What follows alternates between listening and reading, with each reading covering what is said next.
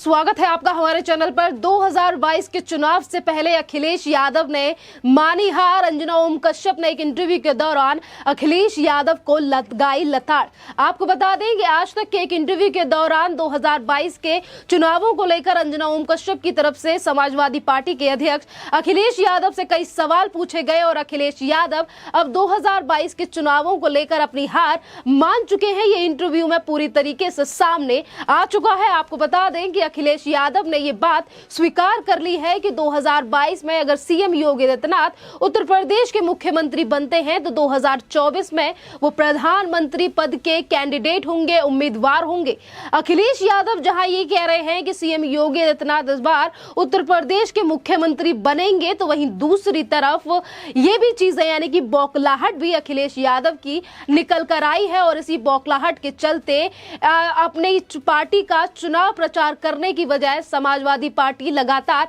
एक पत्रकार को कटघरे में करने का प्रयास कर रही है। और इसी कड़ी में आज तक के एक इंटरव्यू में जहां पर अंजना ओम कश्यप के ऊपर लगातार टोंट कसने का काम अखिलेश यादव ने किया और इसी टोंट के चलते जमकर लताड़ भी सुननी पड़ी अखिलेश यादव को अंजना ओम कश्यप की। जहां एक तरफ वो बार बार पर अंजना ओम कश्यप के सवालों का जवाब नहीं दे रहे थे क्योंकि उत्तर प्रदेश के कई अहम मुद्दों को लेकर अंजना ओम कश्यप ने सवाल पूछे अखिलेश यादव से, जिनके जवाब अखिलेश यादव के पास नहीं थे। और इसी कड़ी में कभी अखिलेश यादव ने ये तक कह दिया कि कभी कभी धर्म भी अंधविश्वास होता है, तो कभी दूसरी तरफ पूर्व मुख्यमंत्री रहे उत्तर प्रदेश के, जिन्होंने आज तक अपने ट्विटर पर 2012 से 2017 के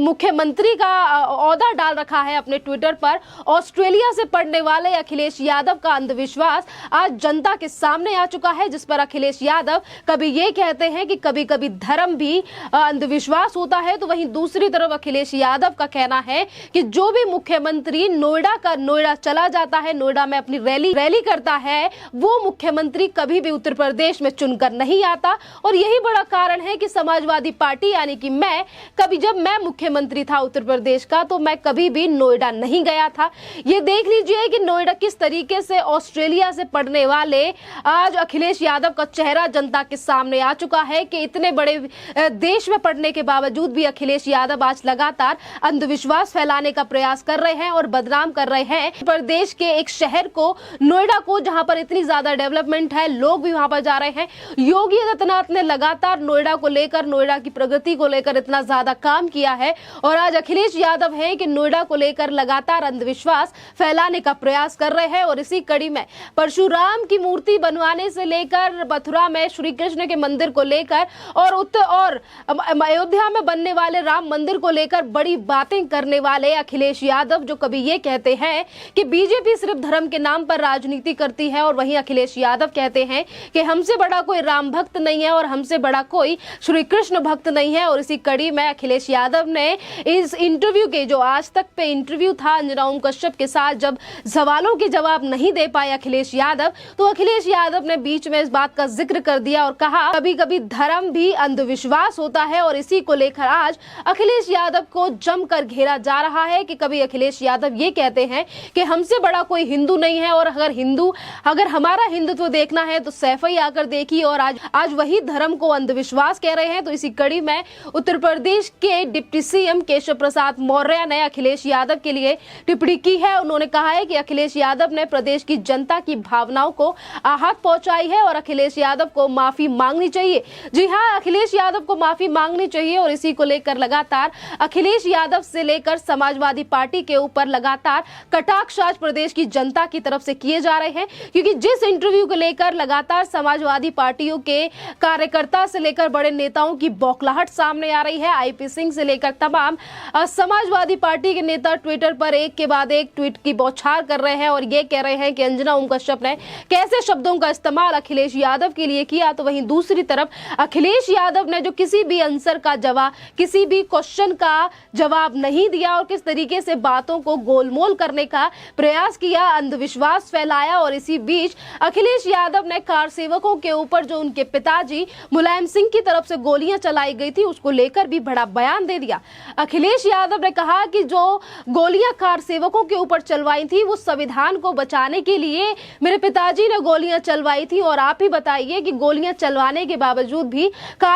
कार सेवकों के ऊपर ही क्यों एफआईआर हुई, जिन्होंने गोलियां चलवाई उनके ऊपर एफआईआर क्यों नहीं हुई। अभी भी कार सेवकों को लेकर जिस तरीके से अखिलेश यादव की पार्टी को से सवाल पूछे जाते हैं कि आज राम भक्त बनने वाले, श्री कृष्ण के भक्त बनने वाले अखिलेश यादव जो बड़ी बड़ी बातें करते हैं, और अखिलेश यादव की सरकार जिस समय में उत्तर प्रदेश में थी, इन्हीं लोगों ने कार सेवकों के ऊपर गोली चलवाई। और आज अखिलेश यादव कहते हैं कि वो गोलियां कार सेवकों के ऊपर इसीलिए चलवाई गई थी क्योंकि संविधान को बचाया गया था, संविधान को बचाने के लिए कार सेवकों के ऊपर गोली चलवाई थी। यानी कि 2022 के चुनावों को लेकर आज समाजवादी पार्टी के पास कोई मुद्दा नहीं है। जहां एक तरफ वो धर्म को लेकर अंधविश्वास की बात कर रहे हैं, तो वहीं दूसरी तरफ एक उत्तर प्रदेश के शहर नोएडा को लेकर अंधविश्वास की बातें कर रहे हैं कि वहां जो भी जाता है वो फिर से मुख्यमंत्री नहीं बनता। तो वहीं दूसरी तरफ 2022 के चुनावों को लेकर अखिलेश यादव पूरी तरीके से ध्वस्त हो चुके हैं। अखिलेश यादव चुनाव प्रचार करने की बजाय आज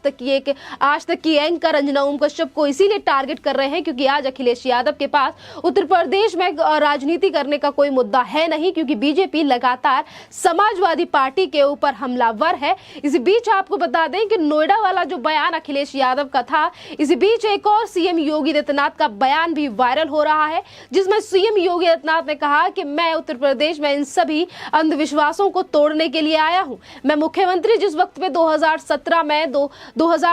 में जब मैं उत्तर प्रदेश का मुख्यमंत्री बना, उसके 6 महीने बाद ही सीएम योगी आदित्यनाथ नोएडा आए थे और बिजनौर को लेकर भी इसी तरीके की बातें की जा रही थी कि आप बिजनौर मत जाइए, बिजनौर जाना अपशगुन है। पर उन चीजों को भी नकारते हुए सीएम योगी आदित्यनाथ बिजनौर गए, नोएडा भी गए, और इसी पर समाजवादी पार्टी के ऊपर तंज कसते हुए सीएम योगी आदित्यनाथ ने इस बात का भी जिक्र किया कि इन लोगों ने तब भी इसी तरीके के ताने कसे थे, पर देखिए मैं 5 साल पूरे करने वाला हूं और मेरी सीएम की गद्दी भी नहीं गई है। जिस तरीके से अंधविश्वास फैला रहे हैं ऑस्ट्रेलिया से पढ़ने वाले अखिलेश यादव, इन्हीं के भ्रमों को तोड़ दिया गया है सीएम योगी आदित्यनाथ की तरफ से, और इन्हीं सब चीजों को लेकर लगातार जनता कह रही है कि अखिलेश यादव को शायद ही 2022 में सत्ता मिले, क्योंकि आज अखिलेश यादव के पास कोई मुद्दा नहीं है। कभी अखिलेश यादव कहते हैं कि हमारे पास कैंपेन करने के लिए, ऑनलाइन वर्चुअल रैली करने के लिए हमारे पास पैसे नहीं है, क्योंकि जितना भी पैसा था वो पीयूष जैन के घर से पहले ही अखिलेश यादव की संपत्ति लुट चुकी है। और आज अगर पर्दाफाश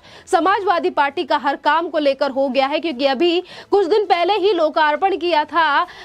अखिलेश यादव ने भगवान परशुराम की मूर्ति का, और उसके बाद 8 दिन के बाद जिस तरीके से फरसा टूट कर गिर गया, इसको लेकर भी लगातार लोगों की तरफ से टिप्पणियां समाजवादी पार्टी के अध्यक्ष अखिलेश यादव को लेकर की जा रही है कि जहां अखिलेश यादव लगातार बड़ी बड़ी बातें श्री कृष्ण को लेकर करते हैं और ये कहते हैं कि श्री कृष्ण हमारे कुल भगवान है। जहां एक तरफ अंधविश्वास कह रहे हैं वो धर्म को, तो वहीं दूसरी तरफ अंजना ओम कश्यप की तरफ से भी सवाल पूछा गया था कि आप तो कहते हैं कि आपके सपनों में श्री कृष्ण आते हैं, तो फिर उन्होंने कहा, अखिलेश यादव का इस पर कोई जवाब ना बना, तो अखिलेश यादव ने कहा कि वो तो हमारे कुल भगवान है। जहां दूसरी तरफ अखिलेश यादव लगातार जातिवाद से ऊपर उठने की बात करते हैं और ये कहते हैं कि समाजवादी पार्टी कभी भी जातिवादी को लेकर बात नहीं करती, तो वहीं दूसरी तरफ